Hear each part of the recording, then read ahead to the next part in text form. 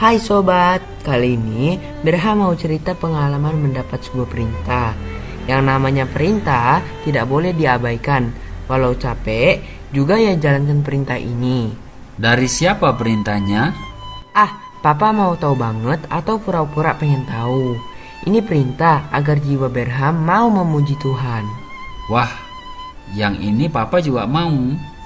Mari sama-sama kita laksanakan perintah pemilik hidup kita, ditandai dengar kegemaran akan firman-Nya yang segera kita dengarkan. Konsentrasi ya. Shalom anak-anak semuanya, mari kita sama-sama tundukkan kepala dan kita berdoa. Bapa kami yang di surga, kemurahan-Mu itu sungguh besar bagi kami. Kemurahan terbesar Tuhan nyatakan melalui pengorbanan anak-Mu yang tunggal di atas kayu salib, supaya kami boleh diselamatkan. Tuhan, biarlah kami belajar membalas kemurahan yang Kau berikan itu dengan menyenangkan hati Tuhan di sepanjang hidup kami. Termasuk hari ini ketika kami belajar kebenaran firman Tuhan. Itu salah satu bentuk untuk kami belajar menyenangkan hati Tuhan. Pimpinlah kami ya Tuhan. Dalam nama Tuhan Yesus kami berdoa. Amin. Anak-anak yang dikasihi Tuhan, seperti pada pelajaran kemarin, kita melihat bahwa sekalipun Daud telah melakukan perbuatan dosa yang keji, Allah tidak menghukum, Allah tidak menegur. Tapi hari ini kita akan belajar bahwa Tuhan mengirimkan Nabi Nathan untuk menegur Daud. Cara Tuhan menegur Daud melalui Nabi Nathan, Nabi Nathan mengangkat satu cerita kejahatan yang sedang terjadi di Israel. Ketika Daud sudah mendengarkan cerita itu secara lengkap dari Nabi Nathan, maka Daud marah dan mengeluarkan satu kalimat. Orang tersebut harus dihukum mati dan dombanya harus diganti 4 kali lipat. Maka ketika Daud selesai bicara, Nabi Nathan mengatakan, "Kamulah orangnya." Ketika Daud mendengar bahwa itu adalah dirinya, Daud sangat terkejut, tetapi Daud tidak berani protes dan tidak berani marah kepada Nabi Nathan. Karena setiap perkataan yang keluar dari Nabi Nathan itu berasal daripada Tuhan adanya. Anak-anak yang dikasihi Tuhan, Allah sudah memberikan kelimpahan yang sangat luar biasa kepada Daud. Allah sudah memberikan seluruh harta kekayaan Saul kepada Daud. Allah juga sudah memberikan istri-istri Saul ke pangkuannya. Allah juga sudah memberikan Israel. Allah juga sudah memberikan Yehuda kepada Daud. Bahkan Allah mengatakan jikalau itu sekiranya belum cukup, maka Allah akan menambahkannya lagi. Tetapi Daud membalasnya dengan perbuatan yang sangat menyakitkan hati Tuhan. Yaitu Daud merampas, mengambil istri daripada Uria. Dan di sini Tuhan sangat marah dengan mengatakan, "Engkau telah merendahkan namaku. Engkau telah menghina namaku." Allah marah dan Allah menyatakan hukumannya kepada Daud. Karena Daud telah melakukan perbuatan-perbuatan yang sangat menjijikkan itu. Maka hukuman itu diungkapkan oleh Nabi Nathan kepada Daud. Kalau Daud membunuh Uria dengan pedang daripada lawan, maka Allah mengatakan kepada Daud bahwa pedang tidak akan pernah tersingkir dari keluargamu. Artinya bahwa akan terjadi pertumpahan darah yang tidak pernah berhenti dari keluarga Daud.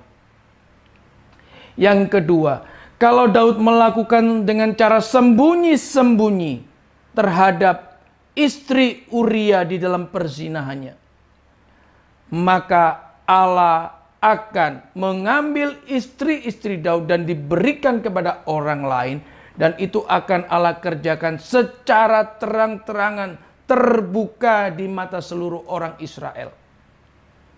Anak-anak yang dikasihi Tuhan, dari cerita ini kita bisa tahu bahwa hukuman itu sungguh amat mengerikan buat Daud.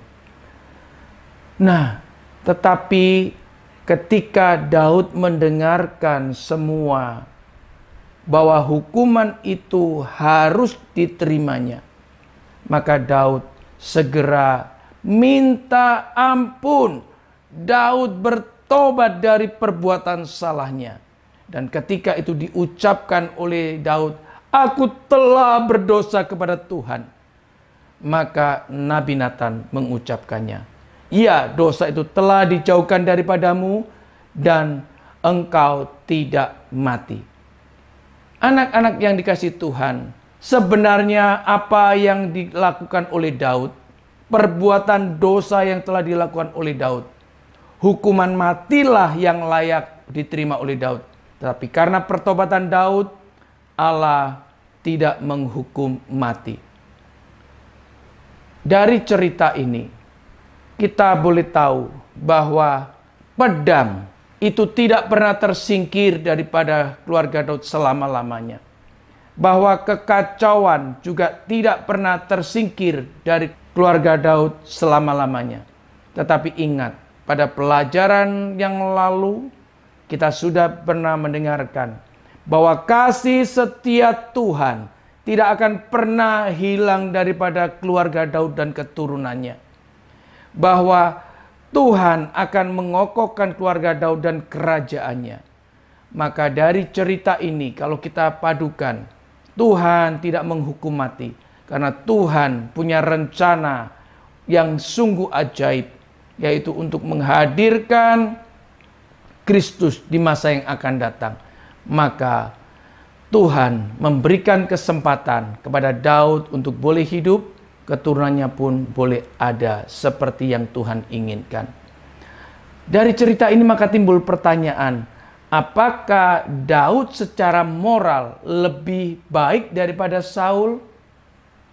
Tentunya tidak. Karena baik Daud, baik Saul itu sama-sama orang berdosa. Tetapi yang membedakan adalah bahwa Daud ketika ditegur oleh Nabi Nathan, Daud bertobat dari dosanya. Saul tidak bertobat. Kenapa Daud bisa bertobat? Karena tidak lain ditopang oleh anugerah Tuhan yang sangat besar. Maka Daud bisa mempunyai kesempatan untuk hidup dalam pertobatan. Demikian juga kau dan aku anak-anak.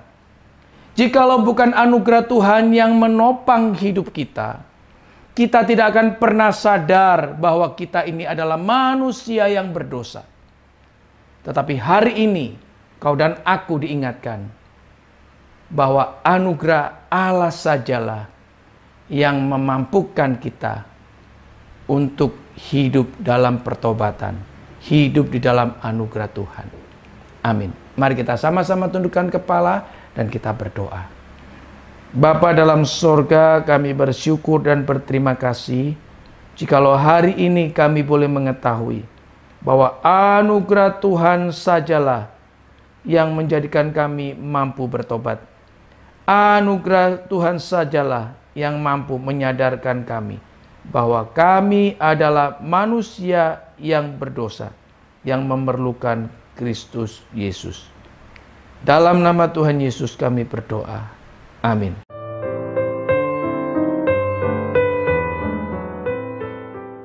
Nah, ini baru perintah penting. Kalau nggak dilakukan, maka Abraham sendiri yang rugi. Perintah apa itu? Perintah untuk bertobat disampaikan dengan sangat lembut.